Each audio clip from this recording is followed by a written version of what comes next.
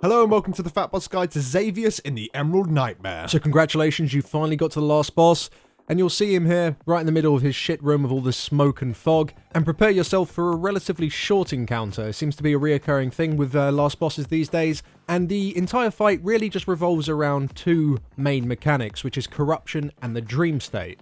Now, as soon as you pull the boss, you'll immediately notice that you'll get an extra resource bar. This resource bar indicates your corruption. Now, a large amount of Xavius abilities will grant you corruption, and at certain corruption thresholds, your character will start experiencing different abilities. At 33% corruption, large sections of the room will be filled with a circle that will explode and do a large amount of damage to you. You are the only person that can see these circles, they're completely unique to you. The same goes for 66%, except instead of having large circles, there'll also be small ones. And at 100% corruption, you'll gain a massive damage and healing increase for 20 seconds. However, at the end of those 20 seconds, you'll be mind controlled and you'll start rampaging through your raid, which forces people to kill you. Now, all the corruption you gain in this encounter is permanent, so you want to avoid gaining any corruption wherever possible. However, this does change with the other key mechanic in this fight, Dream State. So at the beginning of the encounter, half the raid will be put into this dream state and it lasts for 3 minutes. These players act the same way that they usually do, however, at the end of the dream state or whenever they die, they will lose all of the corruption that they gained during that time. So you want that half of the raid that is in the dream state to deal with all the mechanics that give you corruption, while the other players completely avoid them. The dream state also has some other cool effects. At the end of your dream state, whether it's through dying or timing out, all of the cooldowns that you had and your mana are completely returned to you. So while you're in this dream state effect, you should be using all your cooldowns, you should be blowing up all your mana without having to worry, because as soon as it ends, you get it all back. And this does apply to massive cooldowns such as Surrender to Madness.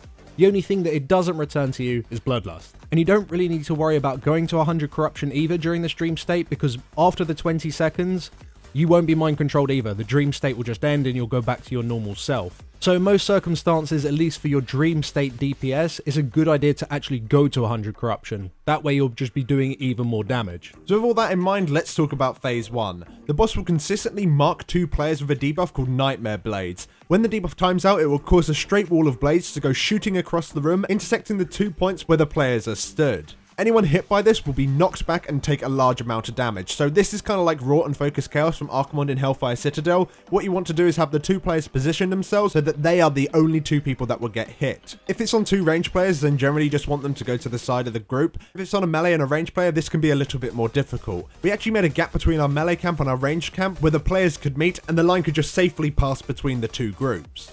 On top of this, you'll be dealing with Lurking Eruption. This will cause several adds to spawn under ranged players' locations, dealing an immediate burst of damage to them and anyone within 6 yards of them, so you always, as a ranged player, want to be spread 6 yards. These adds will then activate and they are completely immune to all damage. All they'll do is fixate someone down, and when they do reach any player, not just the target they're fixating, but any player, they'll deal damage to them and give them a ton of corruption. So what you want to do if it's fixated on you and you're not in the dream state, you just want to run away from them whilst you wait for a dream state DPS to come over and soak them.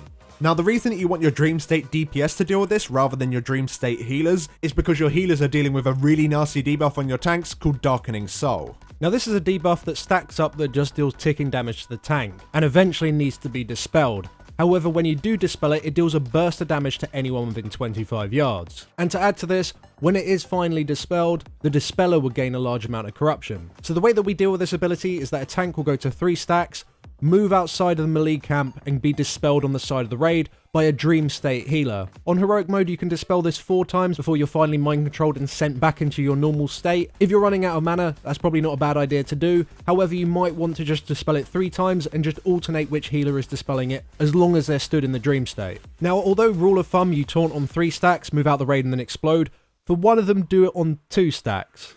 Now, if you do it at 3 stacks every single time, it really messes up timers and you're not able to pick up the ad and drop your stack at the exact same time. This causes the boss to move around all over the fucking place and is a pain in the ass. So make sure you fit in that 2 Darkening Soul tank swap before the ad spawns. Now, when the ad initially spawns, it deals a burst of damage to the raid and you'll want your tanks to pick it up and bring it under the boss. Now, while this ad is up, he'll be casting Corrupting Nova. This deals a massive burst of damage to everyone in the entire raid, and on top of this it also applies 5 corruption, and there is nothing you can do to avoid this ability. The Horror will also be casting a Frontal Cone Swipe.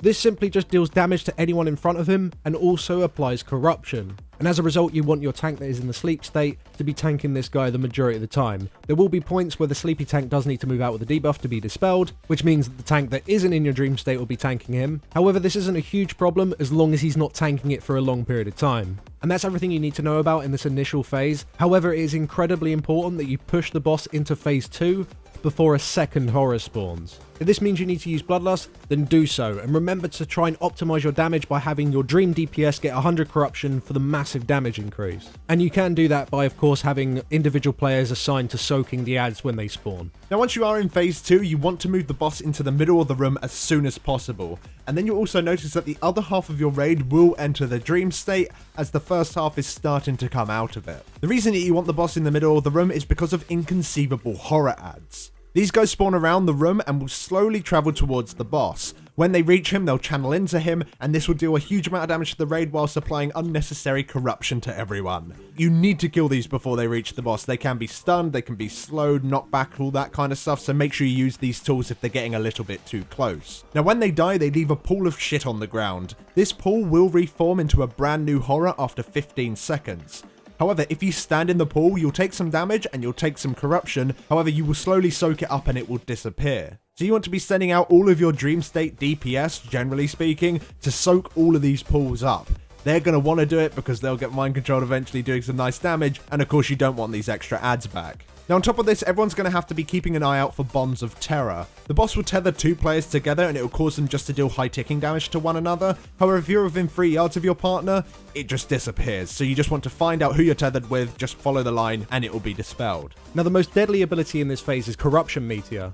The boss will put a debuff on a player which causes a meteor to land on them a couple of seconds later. When it lands on them, it deals a huge amount of damage and it also applies a huge amount of corruption. However, both these aspects of the ability are split between all players hit. So generally speaking, you want only Dream players to get hit by this ability.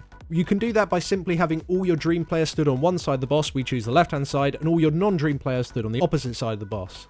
And each time the meteor comes in, just drop it on top of the Dream group. Now in a large raid size, this works fine for the first few, but that is using some healing cooldowns. The amount of damage that group can take in one single burst can be pretty scary, and also these Dream players are going to be running out and soaking ads, and if a meteor comes in at the exact same time, which sometimes it does, you're not always going to have enough players within that Dream group to soak the meteor. The first 2 or 3 we just have on the Dream group and use healing cooldowns, and then later on for the rest of the fight we just have it hit everyone. As for smaller raid sizes, you might just want to have it hit everyone from the start. Now tanks in this phase, you have a new debuff called Blackening Soul. This is also a dot just applied to you, and when it is dispelled, you will gain a debuff which increases the amount of physical damage you take by 150% for 30 seconds. And the dispeller, of course, will gain 25 corruption. So what you want to do is have your Dream State healers take turns dispelling this, and you'll need to taunt off one another on 6 stacks. That's just how it works out. Now the tanks don't just gain this debuff, they will also spawn a pool on the ground that will spawn one of those inconceivable horror ads that we were speaking about earlier. So you want to place this at the sides of the raid and have a Dream State DPS go and soak it. You do not want to soak it yourself. Now on top of this, the boss is going to be throwing even more corruption at the tanks through Nightmare Infusion. This is a 30-second buff that he applies to himself that will cause his melee attacks to give 5 corruption to the tank he's hitting.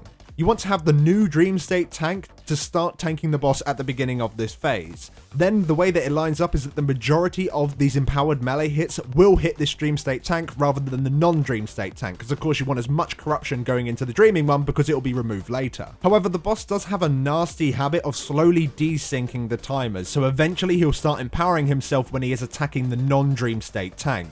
This is a huge issue if you let the phase go on for a long period of time, and it kind of acts as a pseudo enrage on this phase, because if the other tank gets too much corruption, he's going to go mind control before you even get into phase 3. So if you do have the damage for this phase, it isn't generally that much of a big issue. Yes, the non-Dream State tank takes a little bit of corruption, but it's not the end of the world. However, if you're having a hell of a lot of problems and constantly getting stuck at this point, we would actually recommend that you bring a 3rd tank just for this phase, just to take some of the corruption off of the boss. Considering you haven't got the damage as it is already, it shouldn't make too much of a difference if you bring in an extra tank instead. So that's pretty much all it is for phase 2. You want to make sure that you kill the ads around the sides of the room while your Dream State players soak the pools, whilst the tethered players go and cuddle each other and have it so most people are hit by the Meteor depending on your raid size. You want to continue doing this until the boss gets to 30% health when he'll enter his last phase. Now during this last phase, Absolutely no one will be put to sleep at this point, so it's a race to the finish, and he'll gain a mixture of abilities from both Phase 1 and 2. Now he'll gain his Nightmare Blades back from Phase 1, so you need to make sure that you place them away from the group. Typically everyone is stacked underneath the boss in this phase because he's also still doing Corruption Meteor, so the blades can simply just go behind your raid.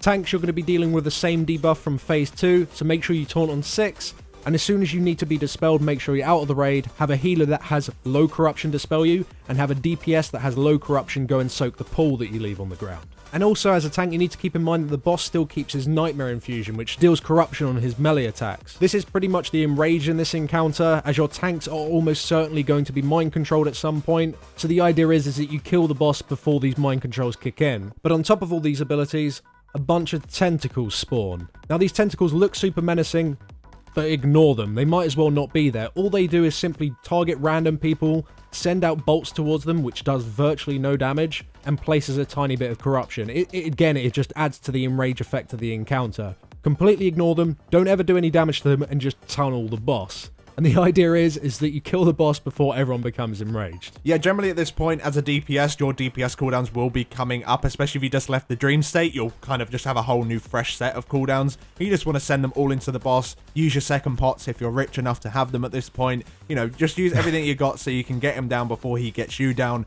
It's pretty intense, this last part, but just try and avoid the temptation to AoE down all the tentacles. But that's it, guys. Thank you so much for watching. If this guide did help you out, then leave a like on it. It helps us out a lot. But before you go, make sure you check out our sponsor, Discord. Discord is a service where you can make your own server for your friends or for your guild or for your random 5-man pug, where you can make voice communications and text channels for entirely free. It is 2016. You don't have to pay for voice comms anymore.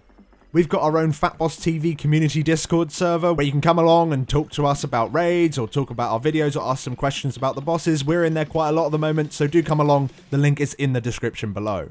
And we'd like to take this opportunity as well to thank our supporters on Patreon. You guys are absolutely awesome. Thank you so much for your continued support. And we'll see you in the Mythic Guides. Thank you for watching. Thank you for watching.